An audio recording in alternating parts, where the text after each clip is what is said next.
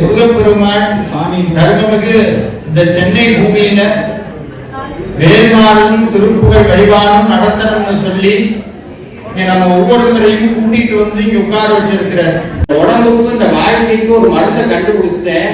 அது என்ன மருந்துன்னா, தேவாதி தேவன் திருவொற்றியூரான் சன்னதியில அடியார்கள் நடந்து போன மண்ணுல போய் பிறந்தோம்னா இந்த வாழ்க்கையில குடிச்ச அத்தனை விடியும் போயிருமா திருவொற்றியூர் மண்ணு. அந்த மண்ணெல்லாம் திருநீரது திருவொற்றியூர்.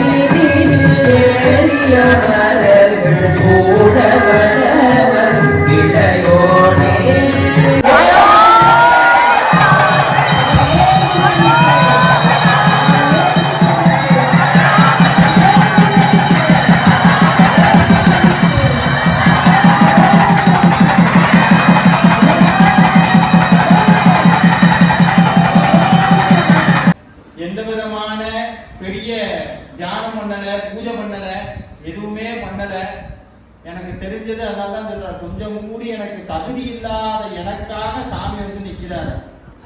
நேர்விழி மாதரை நேவிய மூடனை ஈனனை வீணனை நெறிபேனா ஏழையை ஏழெழுதான் ஒரு ஏழையை.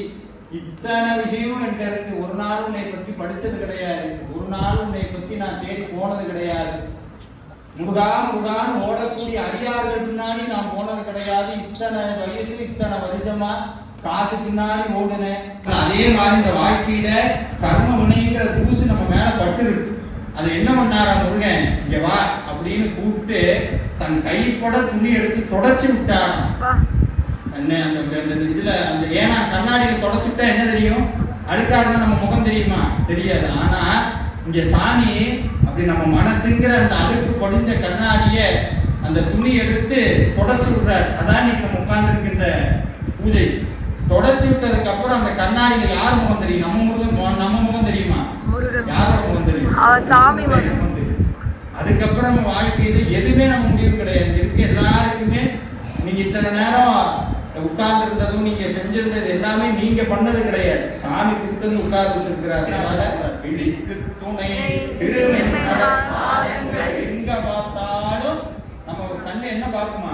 முருகனைத்தான் பார்க்கணும். சில பேர் இது கற்பனைன்னு சொல்லலாம், சில பேர் இது மூட நம்பிக்கைன்னு சொல்லலாம். என்ன யார் என்ன வேணா சொல்லிட்டு போட்டோம், நம்பினா முருகன் வந்து நிற்பார் கூட. நம்ம முன்னாடி கூட நிற்பார், பேசுவார்.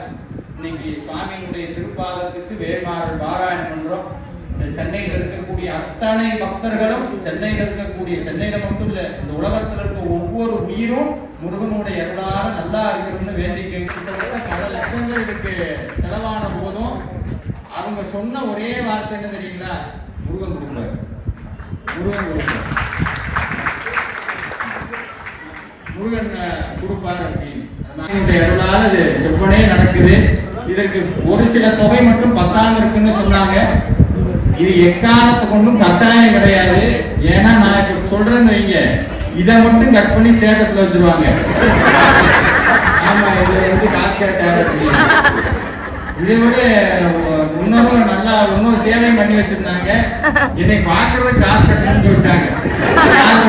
நான் சும்மா தான் இருக்கேன். அதனால அதுக்கெல்லாம் இங்க நீங்க கட்ட வேண்டிய ஒரே காசுன்னா முருக பக்திங்கிற காசு கட்டினா போதும். சேவை செய்யணும், அதை கொடுக்கணும்னு மனம் இருக்கவங்க விருப்பப்பட்டதை கொடுங்க. இது கட்டாயம் கிடையாது. இது இன்னமும் உலகம் முழுக்க சாமி நடத்த போறார். அதனால மயிலும் சேவலும் துணை, வேலும் மயிலும் சேவலும் துணை, வேலும் மயிலும் சேவலும் துணை, வேலும் மயிலும் சேவலும் துணை. முருகரை பத்தி பேசுறதுக்கு ஒரு சில பேர் படிச்சிருக்காரு.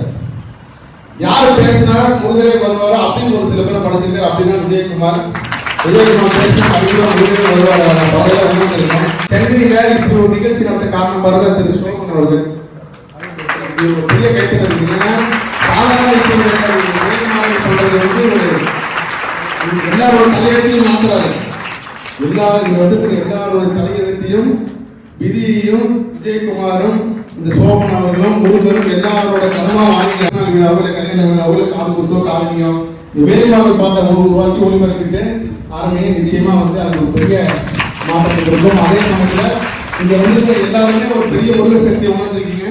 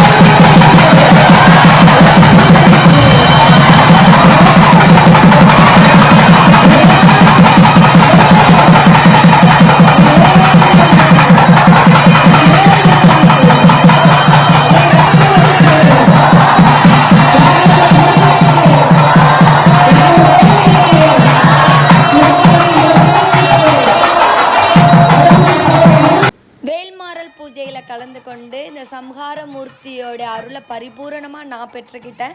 இந்த வீடியோ பார்த்த நீங்களும் பரிபூரணமாக அவருடைய ஆசீர்வாதத்தை பெற்றிருப்பீங்க நான் நம்புகிறேன். வெற்றிவேல் முருகனுக்கு அரோகரா, சஷ்டி பிரியனுக்கு அரோகரா, திருச்செந்தூர் முருகனுக்கு அரோகரா. உங்கள் அன்பையும் ஆதரவையும் எப்போதும் போல் சஷ்டி யுகம் சேனலுக்கு கொடுங்க. நன்றி.